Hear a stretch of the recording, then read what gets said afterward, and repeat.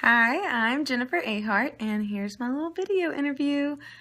So my faith story, I grew up in a broken home. My father left my mom and had to do a lot with alcoholism, and so my mom realized that she had this little baby and she was in charge of this baby's life, and just looked at the world and wondered how in the world is she going to make it in this life. And so she started going to church, and so I definitely grew up in church. And when I was 5, I asked Jesus into my heart, and just by myself on my bed one night. Of course, I'd heard about it in Sunday school, and then when I was 13, I started going to a youth group at this local Baptist church, and it was very impactful.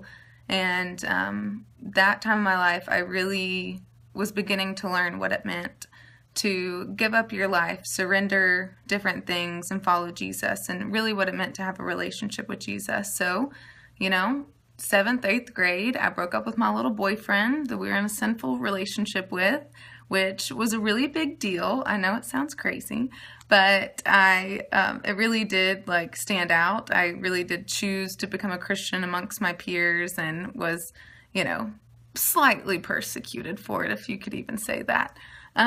So that was when I was 13 and really started a relationship with Jesus. And then when I was 20 in college, I felt like that's when I really, really laid down every single thing and surrendered all of my life. And then got to start the beautiful adventure, just journeying with the Lord. And my life was really, really changed from that point on.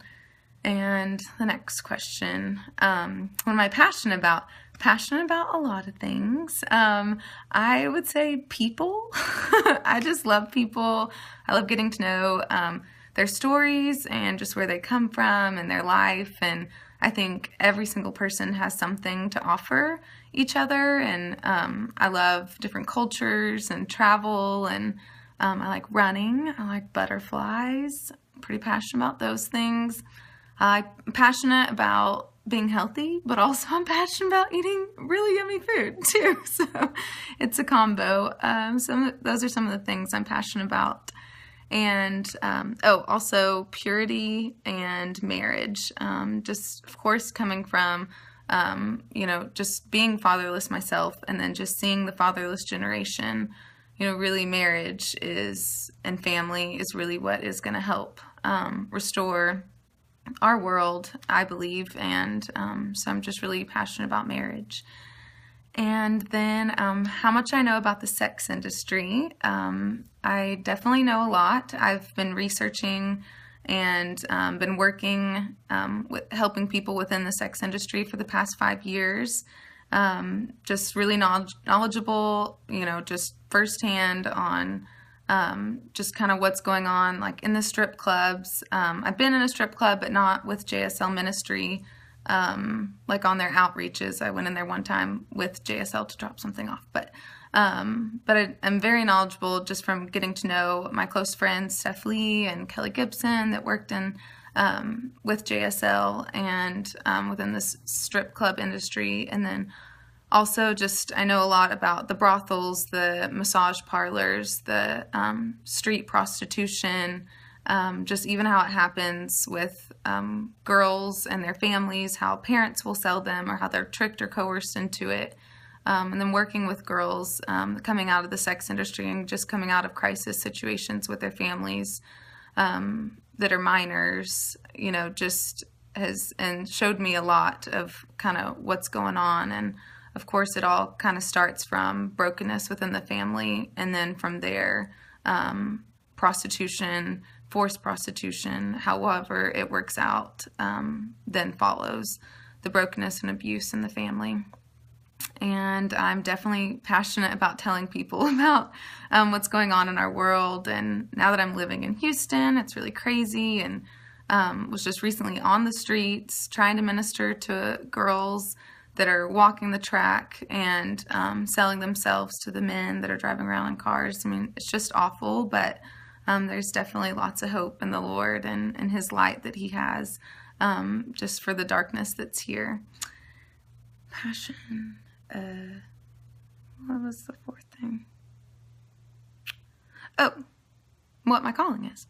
I feel like I'm just called to people. Like I said, I'm definitely passionate about people, but especially to girls and women that are just in really broken situations, and just being a light to them. And I love being like the first, just being like their first encounter with Jesus, you could say, just going into the darkest places and being that first encounter, which comes from being, just an evangelist that I am at heart. And so I love being that light and that glimmer of hope for someone, and going into those maybe awkward or really tough or just difficult situations to minister to people that may or may not want to have anything to do with you, or just are really, really dark and hard.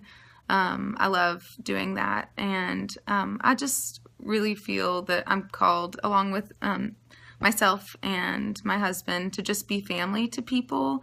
Even when I was single, I just had a passion and desire to be family to people, even though I was single and all I had to offer was myself, which could be like a sister or a mother type figure.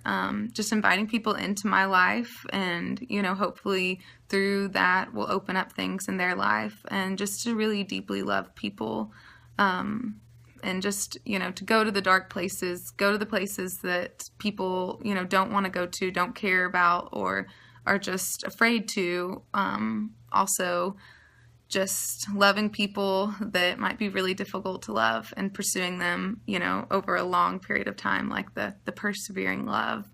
For some reason, I'm into that still.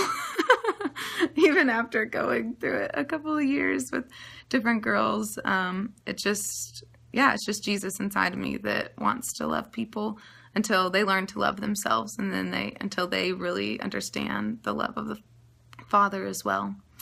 And lastly, a time of failure. It's a very interesting question. Had to think about it a lot. I reflect back on a time when I was my freshman year in college. In high school, I was involved in every single thing almost you can be involved in. Tons of leadership roles, tons of titles, just all that stuff. And God knew that I was going to come to A&M, and he knew that he was going to break me my freshman year, just break me of all my pride, all my identity and titles or worth and positions or organizations or whatever the different things were.